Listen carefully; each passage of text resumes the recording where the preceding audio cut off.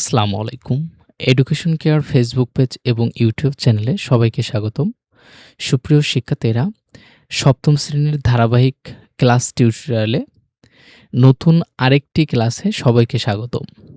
শিক্ষার্থীরা, আজকে আমরা সিথি কবিতাটি পড়ব, যে কবিতাটি লিখেছেন হাসান রুবায়েত। এই সিথি কবিতাটির আমাদের বইতে যে নমুনা প্রশ্নটি রয়েছে, সেই নমুনা প্রশ্নের বহুনির্বাচনী প্রশ্ন এবং আমাদের যে সৃজনশীল প্রশ্নটি রয়েছে, এই সৃজনশীল প্রশ্নটির সমাধান করব। শিক্ষার্থীরা, শুরুতেই আমরা আমাদের বহুনির্বাচনী প্রশ্নটি সমাধান করছি। এখানে ১ নম্বর প্রশ্নটি বলা হচ্ছে, গোরস্থান শব্দের অর্থ কী? এটা সঠিক উত্তরটি হবে সমাধিক্ষেত্র। আমাদের ২ নম্বরে একটি প্রশ্ন দেওয়া রয়েছে। এটা আমরা এখানে বলা হয়েছে, চিরকালই স্বাধীনতা আসে এমন রীতিতে কথাটির অর্থ কী? এটার সঠিক অ্যান্সারটি হবে ঘ নম্বর, অর্থাৎ আত্মদানের মাধ্যমেই অর্জিত হয় স্বাধীনতা। এখানে একটি উদ্দীপক দেওয়া হয়েছে। এই উদ্দীপকটি পড়ে আমাদের ৩ ও ৪ নম্বর প্রশ্নের উত্তর দিতে হবে। এখানে মূর্তি ২, এখানে লেখা হয়েছে, নাম বললে চিনতে পারবেন না, হাইকোর্টের কেরানি ছিলাম, তখন টের পাইনি, ফুসফুসের ভেতর দিয়ে চলে গিয়েছিলাম এপিঠ-ওপিঠ। বোকা ডাক্তার খামোখো কেটেকুটে গুলিটা খুঁজে খুঁজে হয়রান হয়েছে, জমাট রক্তের মধ্যে ফুটো নজরেই পড়েনি প্রথমে। নেতা: তুমিও এই দলে এসে জুটেছ নাকি? তখন মূর্তি ২ বলতেছে, গুলি দিয়ে গেঁথে দিয়েছেন, ইচ্ছে করলেই আলগা হতে পারবো না। এখানে ৩ নম্বর প্রশ্নটি বলা হচ্ছে, সংলাপটিতে সিথি কবিতার যে দিকটি ফুটে উঠেছে তা হলো, এখানে কোন দিকটি ফুটে উঠেছে? অন্যায়ের প্রতিবাদে আত্মদান, ২ নম্বরটা বৈষম্যের বিরুদ্ধে প্রতিদান, অর্থাৎ এটা সঠিক অ্যান্সারটি হবে ক নম্বরটি ১ ও ২।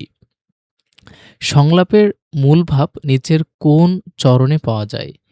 এটার সঠিক অ্যান্সারটি হবে ঘ নম্বর, অর্থাৎ সারা আকাশ ছায়া আছে কোন শহীদের গায়ের শাল।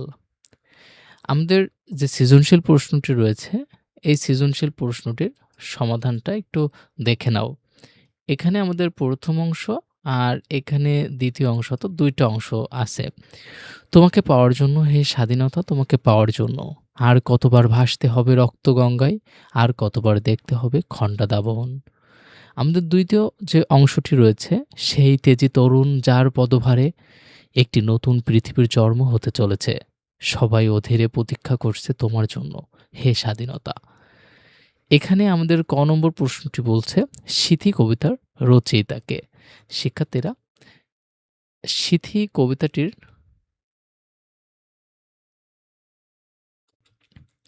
সুপ্রিয় শিক্ষার্থীরা, এখানে বলা হয়েছে সিথি কবিতার রচয়িতাকে। শিক্ষার্থীরা, আমরা প্রথমে দেখেছিলাম সিথি কবিতার রচয়িতা এখানে রয়েছে হাসান রুবায়েত, অর্থাৎ সিথি কবিতার রচয়িতা হাসান রুবায়েত। আমাদের খ নম্বর যে প্রশ্নটি দেওয়া হচ্ছে, গোরস্থানে কান্দে শহীদ পঙ্গু যেন হয় না দেশ, এখানে কিসের আশঙ্কা ব্যক্ত হয়েছে তা বুঝিয়ে লেখো। শিক্ষার্থীরা, এখানে প্রশ্নোক্ত অংশে শাসক গোষ্ঠীর অত্যাচারে দেশের শোচনীয় পরিণতির আশঙ্কা ব্যক্ত হয়েছে।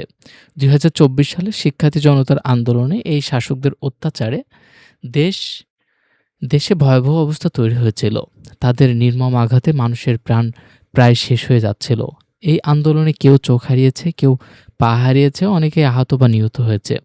দেশের পরিস্থিতি দিন দিন আরও খারাপ হচ্ছিল। তখন গোরস্থানের শহীদরাও যেন দেশের সবাই পঙ্গু হয়ে যাবে ভেবে কেঁদেছিল।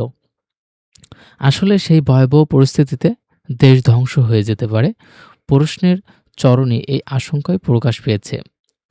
আমাদের গ নম্বর যে প্রশ্নটি বলা হয়েছে, উদ্দীপকের প্রথম অংশটিতে সিথি কবিতার ছাত্র জনতার আত্মদানের বিষয়টি কিভাবে ফুটে উঠেছে তা বর্ণনা করো। শিক্ষার্থীরা দেখো, উদ্দীপকের প্রথম অংশের অংশটিতে সিথি কবিতায় ছাত্র জনতার আত্মদানের বিষয়টি বিগত দিনগুলোতে স্বাধীনতা আন্দোলনের এদেশবাসীর পূর্ণ অংশগ্রহণ ও আত্মদানের মধ্যে ফুটে উঠেছে।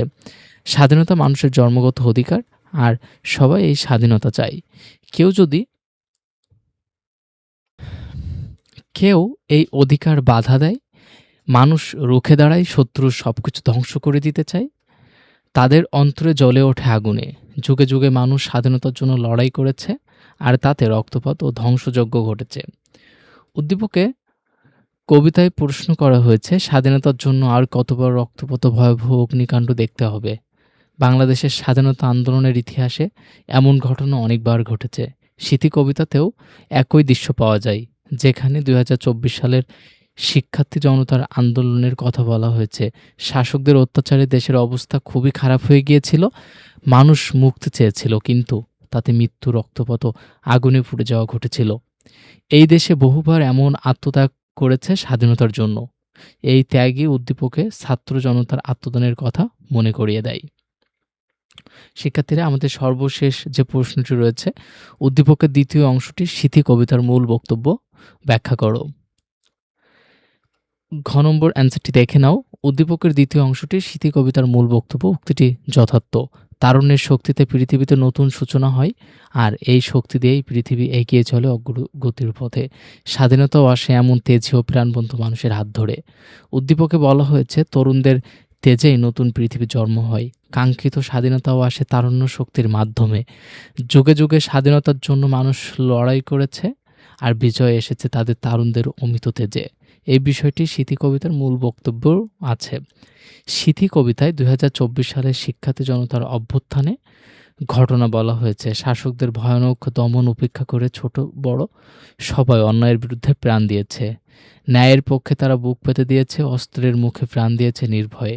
অবশেষে সবার অপেক্ষার অবসান ঘটিয়ে বিজয় এসেছে, মুক্তি মিলেছে সবার। এই মুক্তি এসেছে তেজি তারুণ্যের কারণে, আর বিজয়ের আনন্দ ছড়িয়ে পড়েছে সবার মাঝে। স্বাধীনতার জন্য তারুণ্যের এই অবদানই কবিতার মূল কথা। উদ্দীপকের দ্বিতীয় অংশের একই বিষয় রয়েছে, তাই মন্তব্যটি সঠিক। শিক্ষার্থীরা, এই ছিল তোমাদের বাংলা সাহিত্য যে বইটি রয়েছে, অর্থাৎ বাংলা প্রথম পত্র যে বইটি, এই বাংলা প্রথম পত্র বইয়ের যে গল্প এবং কবিতা যেগুলো ছিল, সেগুলোর ক্লাস আমাদের ধারাবাহিকভাবে আজকের শেষ হয়ে গেল। তোমরা আমাদের প্লে লিস্ট ওপেন করলেই ধারাবাহিকভাবে এই ক্লাসগুলো পেয়ে যাবা। সপ্তবর্ণ তোমাদের যে বইটি রয়েছে, এই বইয়ের টোটাল এখানে ৯টি গল্প এবং ৯টি কবিতা রয়েছে।